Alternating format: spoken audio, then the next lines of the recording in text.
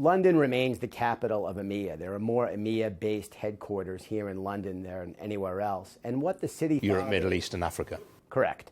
And what the city fathers here have recognized, both public and private, that transcends the Brexit issue, and like everyone else, we're watching. But what this city has done is recognize the centrality of creative industry to the economic future of London and in turn the UK. So there is a very favorable climate here for us for what we do once a year, coming in with our little circus. And, you know, we have a genuine global perspective. We've been in New York now in our second decade. We just announced we're launching in Mexico City, where Advertising Week is thrilled to build a bridge, not a wall, to Mexico.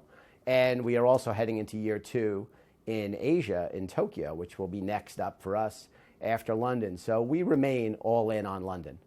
What about the election of President Trump? You've actually worked for Donald Trump in the past. What was he like to work with? I did work for him when, in the early 90s, I was the founding executive director of the Sports Commission for New York City. And his dealings with me were terrific. He treated me really, really well. My wife and I stayed at the Plaza Hotel as his guest on our wedding night almost 25 years ago. You know, something very interesting has happened with him. I think all of us by nature get a little bit more conservative as we get older, but rarely do you see someone swing from being a liberal Democrat, pro-abortion, to take that litmus test issue by way of example, and swinging all the way to the right.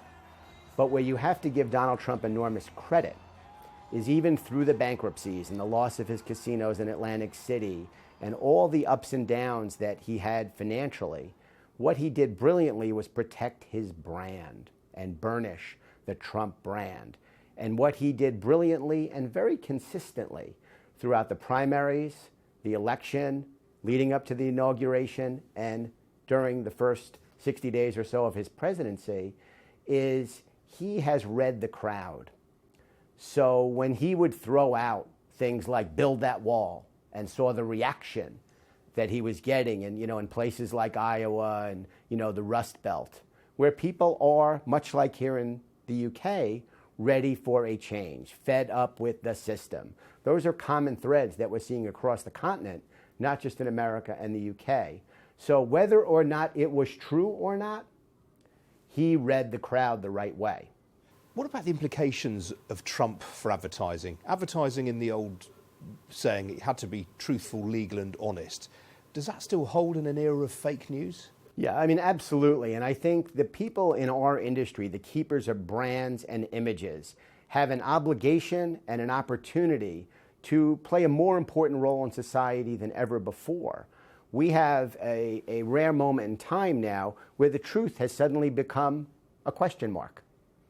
And whether you're a brand, whether you're a technology platform, whether you're a content platform, the opportunity that our industry has right now to set the world in a right path is critical. It's why we launched something called D&AD Impact, which is the first award show in the world that recognizes issues that matter to us all. Issues like sustainability, financial empowerment, diversity and inclusion. So we leverage the power of what we do to shine a light on the things that are genuinely important. But to your point, the industry has an absolute obligation to be truth tellers.